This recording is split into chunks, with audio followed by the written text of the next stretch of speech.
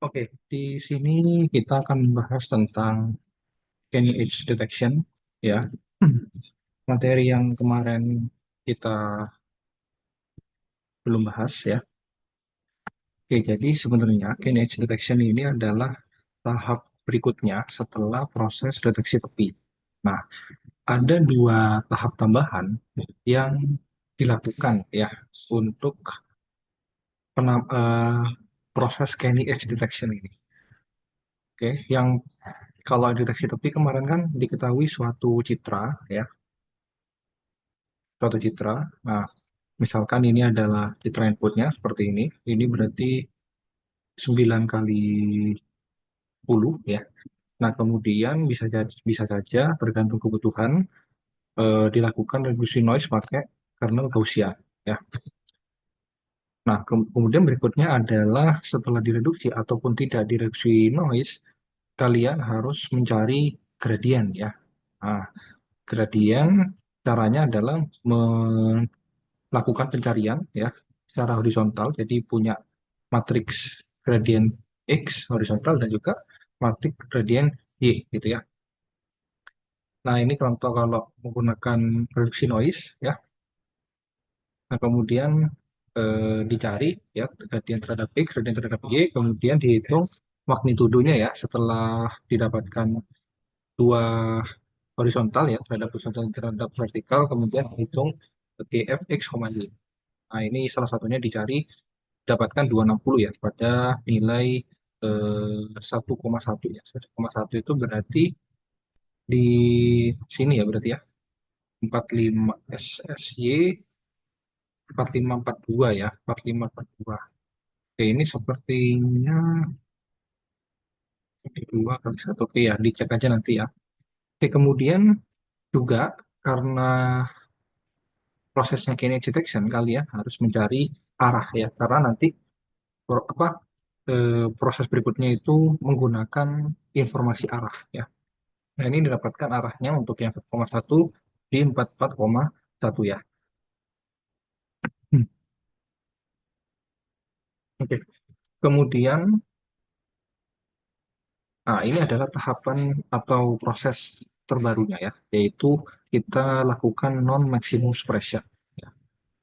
Nah, apa non-maximum suppression?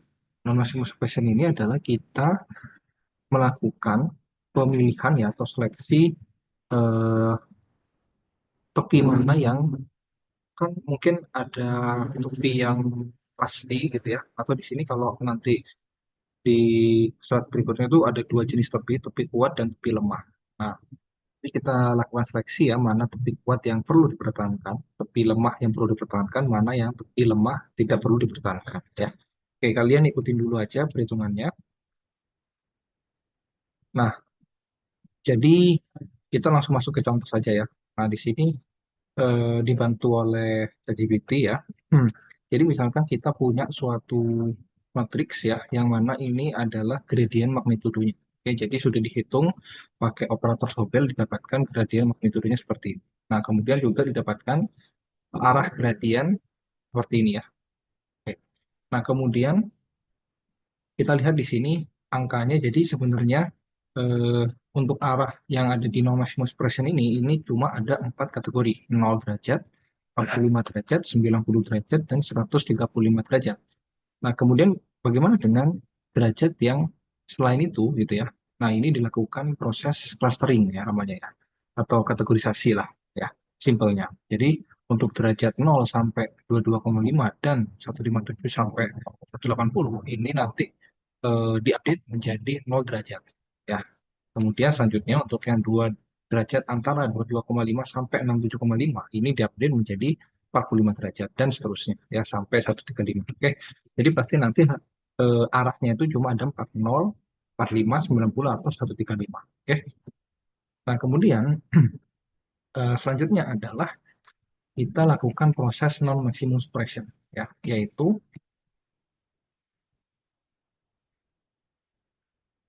kita lihat pertama untuk yang apa posisi 0 derajat di sini ya.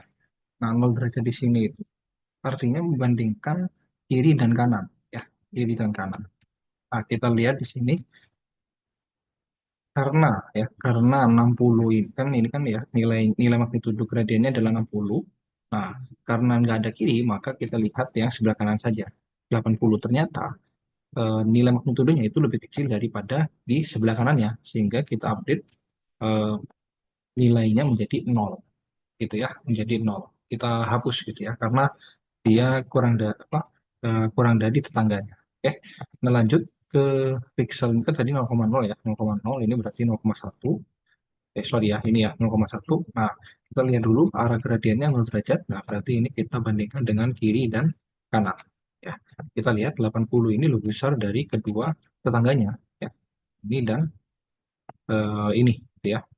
Oke. Nah, karena lebih besar, maka kita update menjadi 80 gitu. Sorry, bukan kita update, tapi maksudnya tidak kita jadikan nol ya, nilainya tetap 80 gitu ya. Nah, ini dilakukan untuk semua pixel gitu ya. Oke, kita lihat lagi untuk yang 120 ini ya. Nah, 120 ya, 120 ini oke kita lihat 45 derajat ya.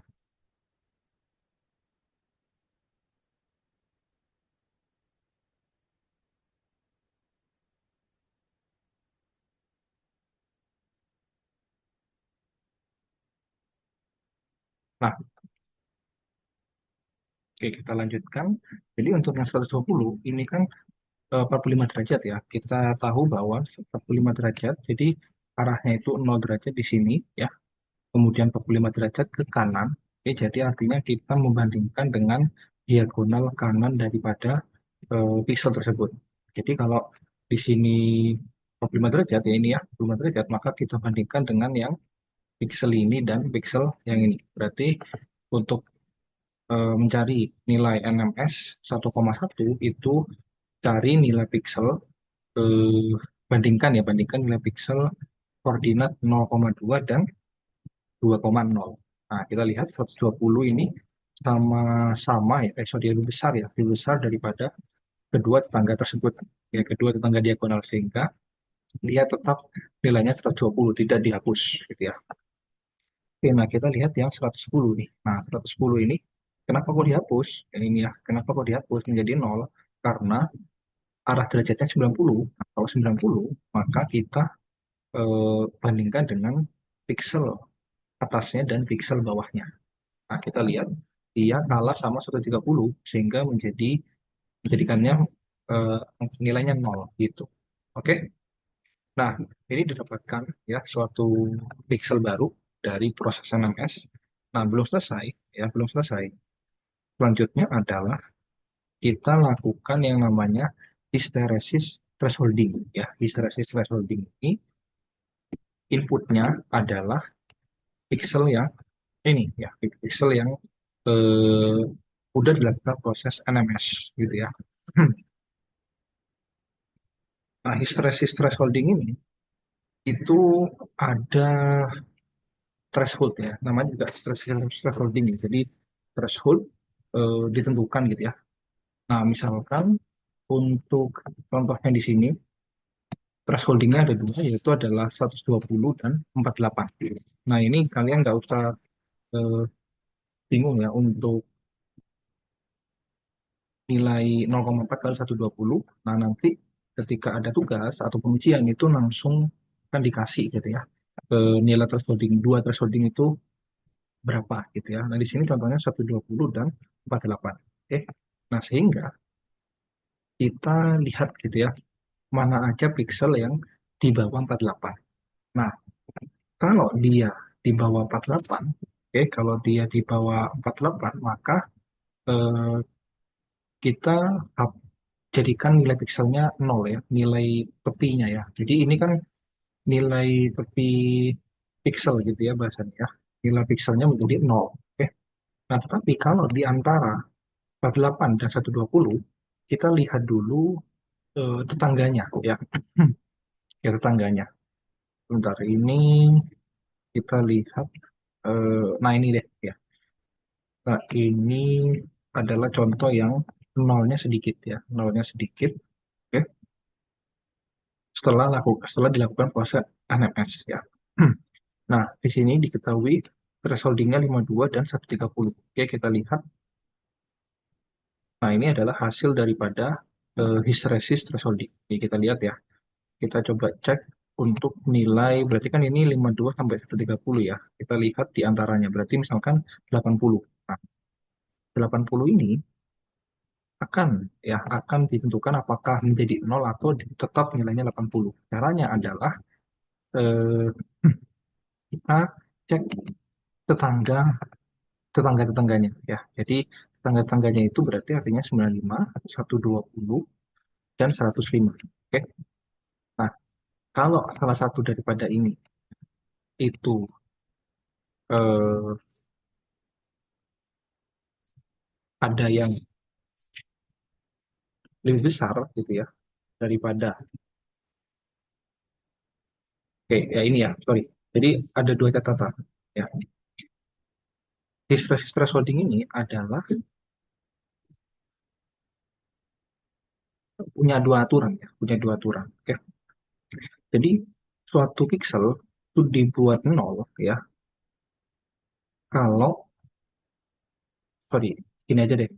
Suatu pixel itu tidak dibuat nol kalau tepi lemah itu terhubung langsung atau bertingkat ke tepi kuat. Nah, kita lihat dulu ya, tepi kuat itu apa? Nah, tepi kuat itu ternyata definisinya adalah kalau nilai pixelnya lebih besar daripada nilai threshold yang paling besar. Ini kan ada dua threshold ya, 52 dan 30. Nah, kalau nilai pixelnya lebih besar dari 130 itu disebut dengan tepi kuat. Ya. Nah, kalau di antara 52 sampai 130 itu disebut dengan tepi lemah. Oke. Nah, di sini kita lihat ya bahwa tepi kuat itu cuma yang ini aja ya, lebih besar sampai dengan 130. Oke.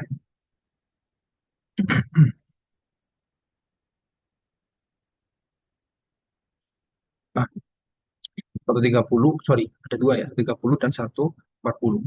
Nah, itu aja. Tetapi banyak yang tepi lemah ya, 80, 95, 120, dan 105. Oke. Nah, kita cek ya, untuk yang tadi kita lanjutkan, 80 ini itu disebut dengan tepi lemah, dan kita lihat aturannya. Kalau kita lihat ya, tanggal 80 kan tiga ini ya, 95, 120, dan 105. Nah, kalau ternyata salah satu daripada tetangga dia itu eh, terhubung gitu ya, terhubung dengan tepi kuat. Yang mana? Nah, yang ini nih ya, 120, karena dia punya tetangga langsung dengan 140, yaitu adalah tepi kuat, sehingga 80 ini tidak dibuang atau nilainya tetap 80. Oke. Nah, kita coba lagi untuk yang 105 ya. 105 kita lihat tetangganya ada 1, 2, 3, 4, 5. Nah, jadi ternyata selain kita bisa, jadi sebenarnya ada dua ya. Kita lihat tetangga itu ada dua. Ada secara empat arah ya. Empat arah itu berarti utara, atas ya, kiri, bawah, kanan, atau 8 arah kalau bisa ya. Berarti contoh kalau 8 arah itu yang 120 ini ya. 120 ini 100 ya. 1, 2, 3, 4, 5, 6, 7, 8 seperti itu. Nah, tadi kenapa kok 80 ini cuma punya tiga tetangga ya, karena memang dia di pojok ya. Nah, kemudian untuk 105 ini dia punya 1, 2, 3, 4, 5 tetangga. Nah, dia langsung bertetangga dengan lebih kuat, maka nilainya tetap 105 gitu ya. Oke, itu aja ya untuk terus tambahan lineage detection ya. Jadi NMS dulu, setelah dilakukan pencarian gradien, magnitudo gradien dan arahnya, lakukan proses NMS ya. Kemudian lakukan proses hysteresis thresholding ya, dengan nilai threshold yang ditentukan. Nah, silakan kalian kerjakan untuk ini ya, yang ini ya, yang latihan soal ini dikerjakan. Ini sudah ada latihan soalnya, dikerjakan. Kemudian saya akan buat pengumpulan tugas KNS detection. Oke, selamat siang. Terima kasih banyak. Wassalamualaikum warahmatullahi wabarakatuh.